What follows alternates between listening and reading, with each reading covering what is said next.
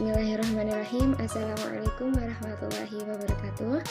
Perkenalkan, saya Hilma Mumtazah 6204234143. Di sini saya akan menjelaskan mengenai jawaban saya pertanyaan dari UAS semester ganjil tahun akademik 2022-2023 mata kuliah Manajemen Keuangan Internasional kelas B dengan dosen penguji Bapak Anom Garbo, SEI ME.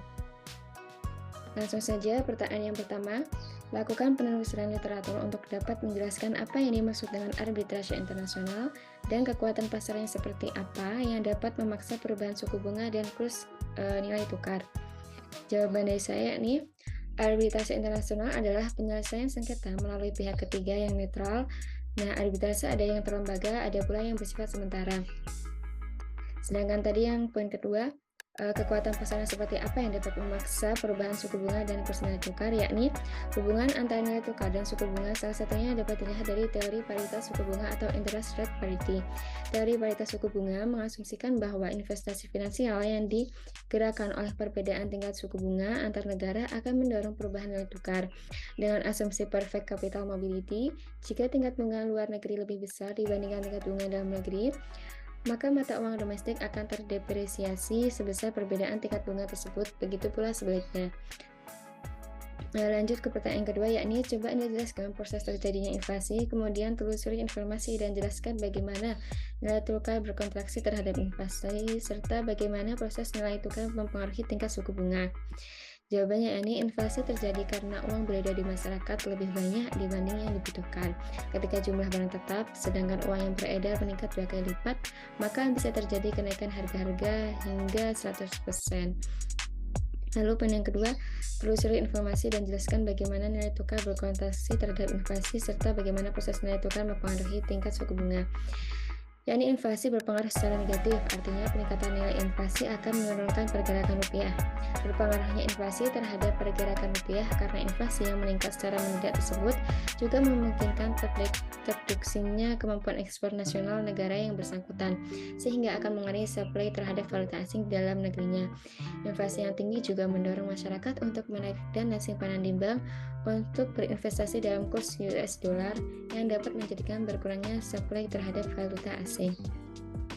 Nah, pengaruh tingkat suku bunga terhadap nilai tukar rupiah dapat pengaruh positif dan signifikan. Dalam hal ini, tingkat suku bunga nominal bukan merupakan alat ukur yang akurat karena masih terkandungnya unsur inflasi di dalamnya.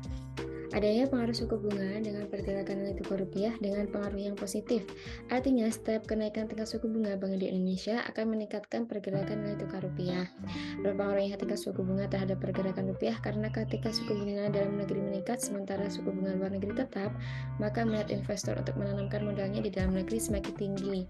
Karena nilai tukar yang didapat juga diharapkan akan lebih tinggi sehingga arus modal masuk akan meningkat. Pertanyaan yang ketiga, yakni terdapat istilah forex exposure. Coba Anda jelaskan dan juga cari informasi mengenai perbedaan antara transaction dengan transaction exposure sebagai pelengkap penjelasan sebelumnya.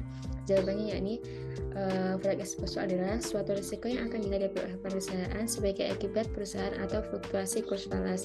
Sedangkan perbedaan exposure transaksi dan transaksi yaitu penilaian kembali exposure transaksi, penilaian kembali terhadap aktiva-aktiva perusahaan yang dikonsolidasikan yang nilainya bisa berubah karena pengaruh nilai tukar.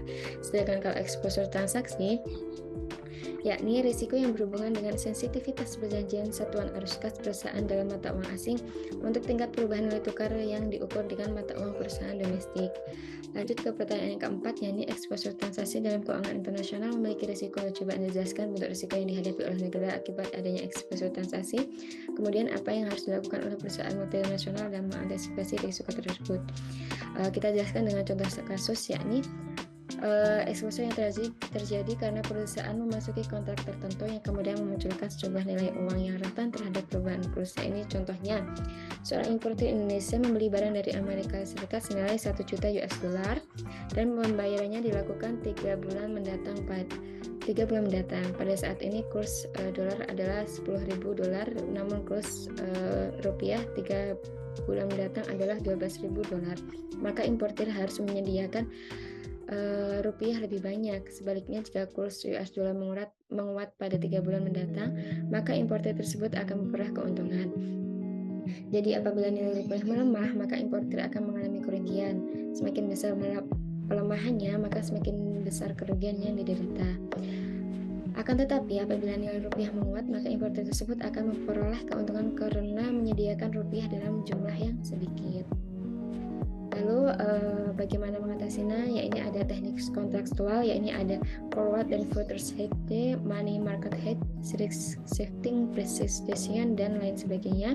Lalu ada menerapkan strategi operasi, ada leading and lagging, cross hedging, currency diversification, reinvesting center. Lalu masuk ke pertanyaan yang kelima, yakni mengapa investasi langsung atau direct investment terus berlangsung dan tumbuh di negara berkembang? Sebelumnya ya, investasi langsung itu adalah investasi yang masuk melalui sektor real dan bersifat jangka panjang. Investasi langsung ini dinamakan dengan Foreign Direct Investment atau FDI atau penanaman modal asing atau PMA.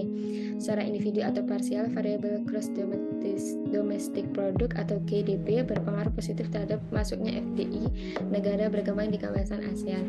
Bahwa FDI lebih penting dalam penjamin kelangsungan pembangunan dibandingkan dengan aliran bantuan atau modal portofolio. Karena FDI atau di suatu negara akan diikuti dengan transfer of teknologi, know-how, manajemen skill, risiko usaha relatif kecil dan lebih profitable. Negara berkembang pada umumnya percaya bahwa pembangunan ekonomi akan meningkat apabila memanfaatkan modal asing. Modal tersebut akan dimanfaatkan ke dalam sektor-sektor yang produktif. Untuk menghimpun aliran modal asing yang lebih besar lagi, maka perlu menciptakan iklim yang baik sehingga modal asing dapat disertakan dalam pembangunan ekonomi. Oleh karena itu, persyaratan-persyaratan mengenai masuknya modal asing harus dipersiapkan dengan sebaik-baiknya. Sekian dari saya, apabila ada salah kata, saya mohon maaf. Wabillahi taufiq wal hidayah. Wassalamualaikum warahmatullahi wabarakatuh.